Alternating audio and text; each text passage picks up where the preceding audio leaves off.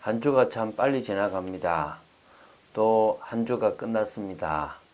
어떻게 믿음의 고백들은 잘 하고 계십니까? 우리가 매일 예배를 드리고 매일 주님을 바라보는 이 시간이 우리의 피곤함을 또 우리에게 여러 불신앙의 조건들을 무너뜨리는, 오히려 하나님이 원하시는 믿음의 삶을 살아가는 중요한 기반이 될 줄로 믿습니다. 오늘도 무엇보다도 고백하시기 바랍니다. 주는 그리스도시요 살아계신 하나님의 아들이십니다. 바로 당신은 나의 구원주이시며 당신은 바로 이 세상의 모든 부분을 통하여 하나님의 나라를 이루시는, 당신이 택하신 자들을 구원하시는 참 구원자이십니다라는 고백이 되어질 줄로 믿습니다. 오늘 그런 축복을 누리는 여러분 되시기를 주 예수 그리스도 이름으로 축원드립니다. 저희들이 지금 사도행전을 나가려고 합니다. 아직 사도행전을 나가지 않았습니다. 제자들에 대해서 봐야 됩니다. 마태복음부터 요한복음까지 사복음서를 통하여 사실은 제자들을 봐야 되는데 그 제자들의 특징을 지금 보고 있습니다. 오늘은 마가복음 3장 13절부터 15절에 나오는, 그래서 지금 34번째 시간인데요. 그 말씀을 통하여 이 세 번째 특징인 예수님을 따라다녔던 제자들에 대해서 한번 나누도록 하겠습니다. 어제 그런 얘기를 나눴습니다.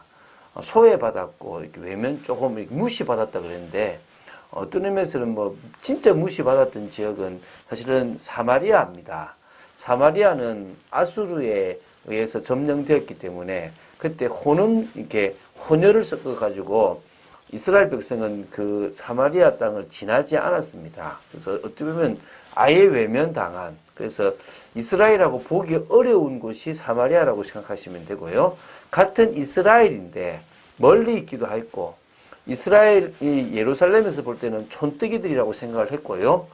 제대로 황무냐도 했겠냐라고 생각하면서 주류가 아닌 비주류의 사람들이 있었던 곳이 어디냐면 갈릴리였다는 것을 강조했습니다.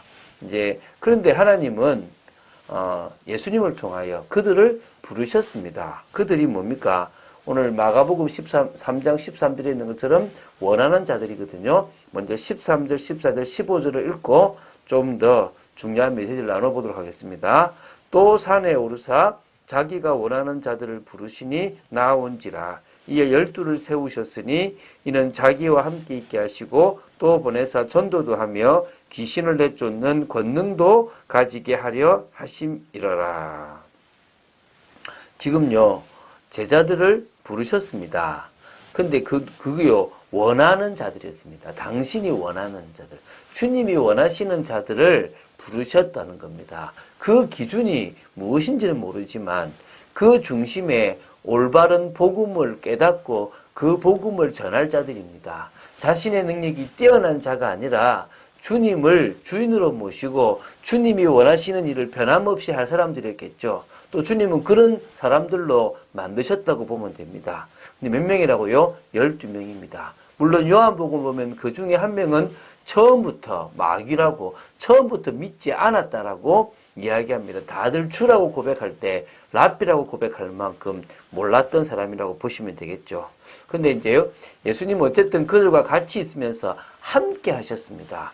함께 하시면서 보여주셨습니다. 기적도 보여주시고, 또한 삶에 대해서도 보여주시고, 기도하는 모습도 보여주시고, 말씀을 전하시는 모습도 보여주시고, 계속 보여주십니다. 그러면서 뭡니까? 결국은 전도할 수 있는, 보내사 전도할 수 있는 사람으로 만드셨는데 그 전도에 필요한 권능까지 주님은 허락하신 겁니다. 자, 그래서요, 함께 하시면서 3년 6개월이거든요. 3년 6개월. 그 3년 6개월 동안 예수님은 유월절마다, 또 맥추절마다, 또 수장절마다 예루살렘으로 가셔서 그 바리새인과 싸우기도 하셨고, 기적을 행하기도 하셨고, 말씀을 전하기도 하셨는데요. 먼저 많이 하셨던 것은 뭐냐면 표적을 보여주셨어요. 내가 바로 그리스도다. 안진뱅이가 일어나고, 죽은 자가 살아나고, 또 이런 여러 기적이 일어난다면 누구다? 메시아지 않나. 내가 바로 그다. 직접 당신이 메시아라, 내가 메시아다 소리를 하시지는 않으셨습니다. 뒷부분으로 가서 그렇겠지만 스스로 사람들이, 제자들이 저분이 바로 메시아구나라고 인정할 수밖에 없는 표적과 증거들을 보여주셨습니다. 뭐 대표적인 게 가나의 혼인잔치를 통하여 물이 포도주가 되는 거, 또 오병이어의 기적, 풍랑을 잠잠케 하셨던 거, 뭐 문둥병을 살리신 거, 눈먼 자를 눈뜨게 하신 거, 또 뭐죠? 죽은 나사로를 살리신 것. 이런 것들은 대표적인 기적이라고 할 수 있습니다. 그러면서 주님은 말씀하셨습니다. 가장 먼저 제대로 하신 말씀이 산상보훈이라고 할 수 있겠죠. 바로 주님께서 그들이 가지고 있는 율법을 다시 재정립하시면서 진짜 율법의 본질이 이런 거다라고 말씀하셨던 그 말씀 뿐만 아니라 회당에서나 또한 성전에서 여러 곳에서 주님은 계속적으로 말씀을 하셨습니다. 대화를 하셨고 복음을 알게 하셨습니다. 특히 요한복음에 보면 절기 때마다 올라오셔가지고 내가 바로 생수다, 내가 바로 떡이다, 이런 어떤 여러 가지를 계속 말씀하시면서 제자들로 하여금 또 많은 사람들로 하여금 그리스도를 온전히 믿도록 해주셨다는 것입니다. 그러면서 핵심적인 것은 뭐냐면 전도자를 키우신 겁니다. 그래서 결국은요, 마태복음 10장, 누가복음 9장, 누가복음 10장에 보면 제자들을 파송하셨습니다. 12명의 제자들을 2명씩 짝을 지어서 파송하기도 하고 70명을 또 보내기도 하셨습니다. 보내실 때 권세, 권능도 허락하시고 어디로 가라, 뭘 하라라고 다 말씀하셨는데요. 제자들과 또 이 전도자들이 와서 이 사단이 이 진짜 하늘에서 떨어지는 것을 봤다라고 얘기를 할 때 예수님은 그것 때문에 기뻐하지 말고 너희들의 이름이 생명책에 기록된 것으로 기뻐하라고도 말씀하셨습니다. 이렇게 3년 6개월 동안 제자들은 같이 거의 동행하면서 그분이 진짜 그리스도인 것을, 자기들과 다른 죄 없으신 그분임을 조금씩 알아갔습니다. 그리고 자신들도 모르게, 물론 다음 주 월요일 보겠지만 동기도 있었고 불신앙도 있었지만 어쨌든 그리스도의 제자들로 세워져 나갔다는 것입니다. 그렇기 때문에 성령이 역사하셨을 때 다 이해가 되어진 겁니다. 사실 저희들도 작년 1년 동안 말씀으로 확립되었습니다. 또 작년뿐만 아니라 계속적으로 우리가 훈련되어지고 준비되어지고 복음 속에서 세워졌습니다. 이제 하나님의 성령의 역사로 말미암아 권능을 받고 믿음의 도전을 할 때가 되었던 줄 믿습니다.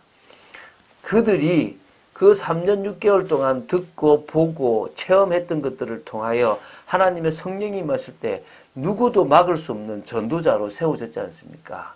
그래서 그들은 진정으로 하나님의 역사를 알았던 자들이고 그 역사를 다른 사람에게 분명히 알게 할 수 있는 믿음의 사람들이었습니다. 한 주간 동안 하나님의 역사를 간증하셨습니까? 세밀하게 우리가 기도하는 그 순간부터 하나님은 당신의 일을 시작하셨음을 보게 됩니다. 그래서요, 저는 올 한 해 기대합니다. 부족하지만 주님을 바라보고 주님의 능력을 붙잡는 우리 개인에게 하나님의 영광이 나타날 만큼 역사가 나타날 것이다. 우리 현장, 도저히 바뀌지 않을 것 같은 그 현장, 안 될 것 같은 강남 현장에 하나님은 전도의 문을 열어 나가실 거라고 믿습니다. 그래서 우리 참빛교를 통하여 하나님은 당신의 그 계획을 이루실 줄로 믿습니다. 크게 뭔가 하려고 하지 않습니다. 우리에게 맡겨진 일이라면 최선을 다해서 하려고 합니다. 그래서 저희들이 걸어가는 걸음걸음이 언약의 여정임을 고백합니다. 남들이 볼 때는 참 뭐하냐 보일 수도 있습니다. 힘없어 보일 수도 있습니다. 초라해 보일 수도 있습니다. 그런데요, 상관하지 않습니다. 불신앙하지 않고 하나님의 능력을 믿고 차근차근 또 차분히 하나님이 원하시는 맡겨진 사람을 살려나가고 또 237개 나라를 살려나가는 축복을 누리기를 원합니다. 자, 그래서요, 그러는 입장에서 오늘 하루를 살면서 한데도요, 위기나 문제나 갈등이나 어려운 일이 생길 때요, 절대요 고민하지 마십시오. 어떻게 보면요, 모세가 어떠냐면 요게벳이 모세를 갈대아 상자에 넣고 띄울 수밖에 없는, 더 이상 키울 수 없을 만큼의 위기였습니다. 근데 그 위기가 언약의 예정 속에 있다 보니까 어떤 일이 벌어졌습니까? 바로 바로의 공주의 아들로 이 애굽 그 가장 중심에서 애굽을 이해하는 사람으로 클 수 있는 기회가 되어졌고, 앞으로 법, 또 건축, 이 모든 걸 통하여 성전을 짓고 이스라엘 다스리는 데 필요한 모든 것들을 그 애굽에 있는 히스페리아 대학에서 배울 수 있게끔 허락하신 겁니다. 우리는요, 언약 속으로만 들어가면 됩니다. 한 주간을 마무리하잖아요. 말씀 붙잡으면 돼요. 어설프게 붙잡지 마시기 바랍니다. 제대로 붙잡으시기 바랍니다. 얼만큼요? 여러분들 속에 있는 그 상처와 아픔이 아무 문제가 되지 않을 만큼 붙잡으시기 바랍니다. 그게 성령의 능력입니다. 그 능력을 덧입을 때 우리는 승리할 수 있습니다. 내일 주일입니다. 그냥 하지 말고 생을 거세요. 하나님, 저는 이 말씀 아니면 죽습니다. 저는 이 말씀 붙잡고 살아가겠습니다. 그 응답 누린 여러분 되시기를 주 예수 그리스도 이름으로 축원드립니다. 주는 그리스도시요 살아계신 하나님의 아들이심을 고백합니다. 끝까지 말씀 붙잡고 나아가기를 간절히 소원합니다. 하나님의 나라를 이루기를 간절히 소원합니다. 역사하여 주시옵소서. 은혜를 내려 주시옵소서. 진정으로 주님을 따라다니면서 그리스도의 제자로 세워졌던 그 12명의 제자들처럼 아버지 하나님, 저희들이 주님을 따라다니며 말씀 위에 세워지고 기적도 보고 표적도 보고 하나님의 역사도 체험하는 축복 속에 있기를 간절히 소원합니다. 역사하여 주시옵소서. 내일 주일 가장 은혜 받으며 말씀을 사실적으로 붙잡기 위하여 온전히 영과 진리로 드리는 예배를 드리기를 간절히 소원합니다. 역사하여 주시옵소서. 주 예수 그리스도 이름으로 기도드립니다. 아멘.